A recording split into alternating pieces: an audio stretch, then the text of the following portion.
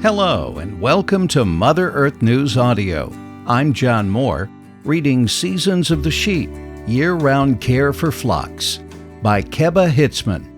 It's from the September-October 2023 issue of Grit magazine. Enjoy.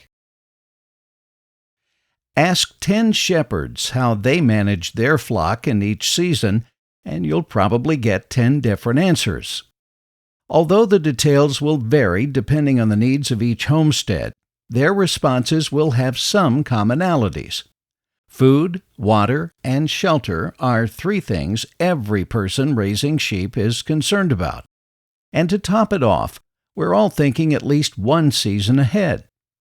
Don't get me wrong, I make sure to enjoy the present, especially when the weather is warm and the lambs are bouncing around their mothers on fresh green grass. But that won't last, and I need to plan as best I can to keep my flock healthy and safe all year. What's happening with the sheep each season? And what does planning a season ahead look like at Innisfree on the Stillwater? I keep 2 separate flocks of Shetland sheep. The main flock consists of the ram and my fiber wethers. The second flock is the non-breeding and nursery flock, which comprises my retired ewes, mamas, new lambs, and lambs too young to be bred. The main flock uses the largest pastures, while the non-breeding flock rotates around the farm and grazes the yards, marginal areas, and smaller pastures by the barn. My main jobs during summer are to keep the water troughs and mineral feeders filled, and to rotate the non-breeding flock to new grass. Since that flock sometimes needs to be moved twice a week, this means regularly checking the permanent fences and moving the portable fencing panels. It can get hot here in southwest Ohio, so I'll ensure there's plenty of shade wherever I move the sheep. They're fine if they can lie down in a shady spot during the day, either under trees and bushes or in a barn or other shelter.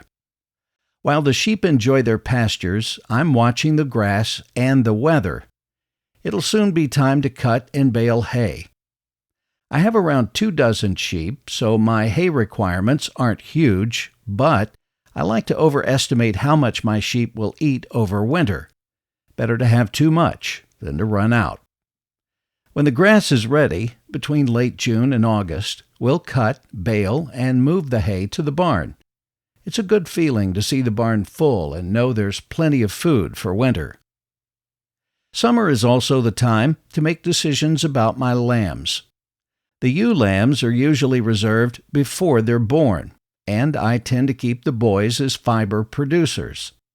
If it looks like I'll have too many with the same color of wool, I'll sell them or trade them for a boy with a color I don't have. I'm still working on getting all 11 main colors.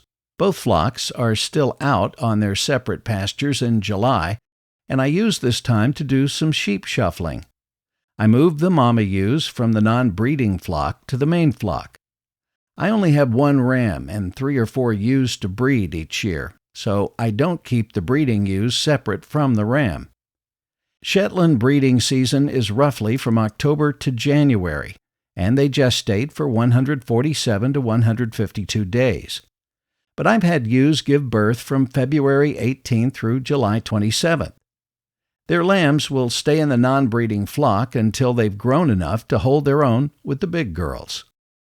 Our local county fairs are in mid-August, and that's when I'll begin to keep an even closer eye on how the grass is holding up. With our hot summer and early fall weather, the grass is losing nutritional value and not regrowing as quickly after being eaten. I'll rotate the non-breeding flock more often and open our bonus pasture to the main flock.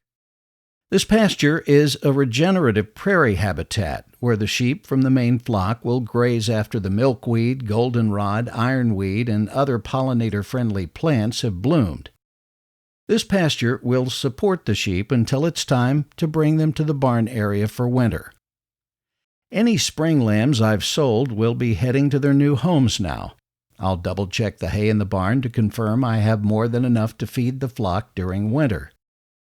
When we had cattle, there was one year we barely had enough hay to feed all the cows.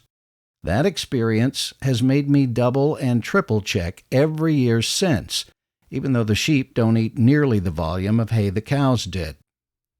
As we enter October, I'll turn my attention to the winter barn area. Are the fences around the barn pastures secure?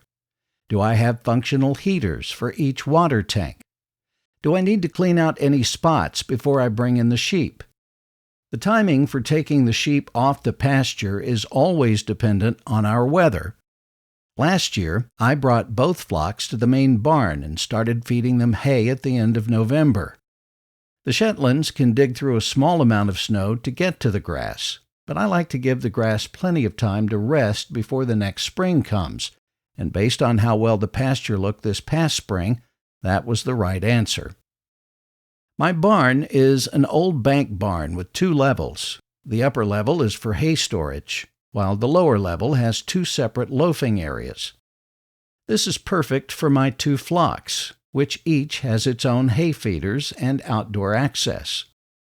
I've had to make some changes to secure these areas for sheep, but I can feed them from inside the barn, making a cold winter job more tolerable.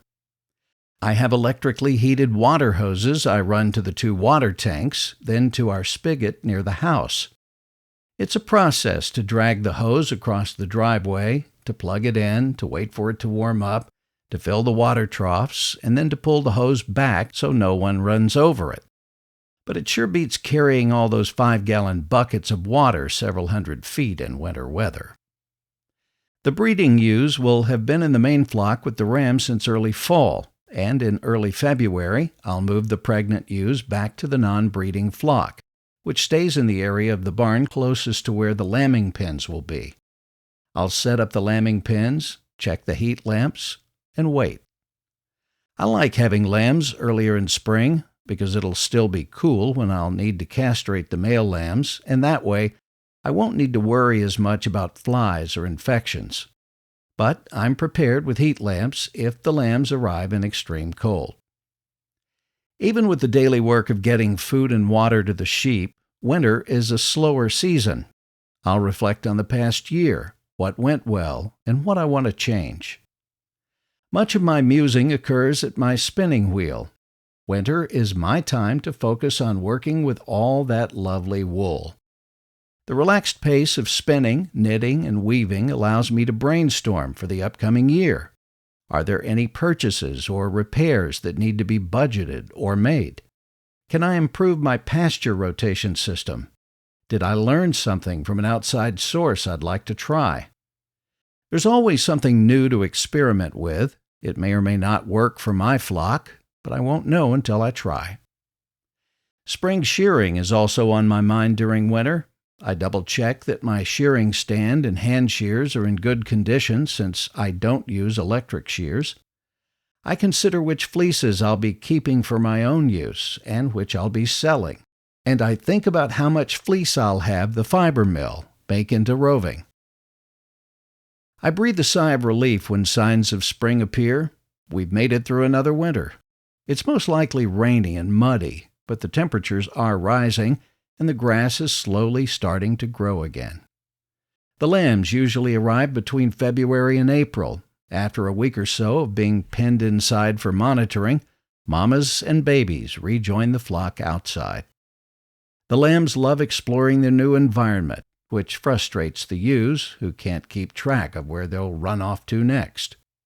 The elderly ewes inspect the new arrivals and then wander off to see if they missed a blade or 2 of new grass. To everyone's great joy, pasture rotation starts around the middle of April. We're all tired of hay by this point.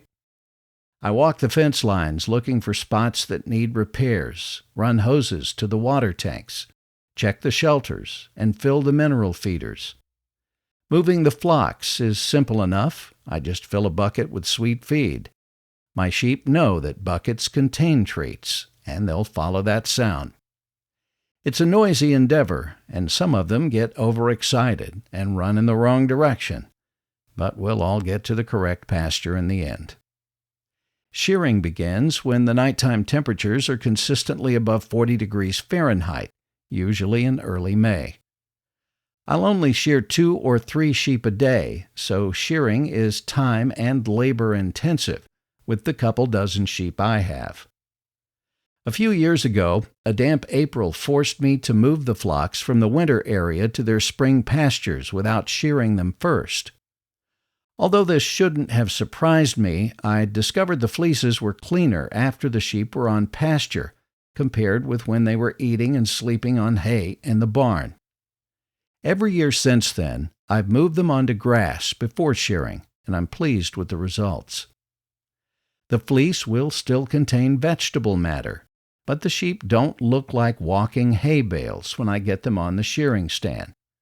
The sheep are shorn, the fleeces are ready for processing or selling, the lambs are growing, everyone is enjoying the green grass, and we've come full circle to summer. Time to think about how much hay I'll need for the coming winter. Keba Hitzeman grew up as a free-range child on the farm she now owns with her husband, where they graze grass-fed and grass-finished sheep and goats. You can find her online at Studio at Innisfree. That's studio at Innisfree.com. We hope you enjoyed the audio version of Seasons of the Sheep, Year-Round Care for Flocks. You can reach us at letters@grit.com with any comments or suggestions.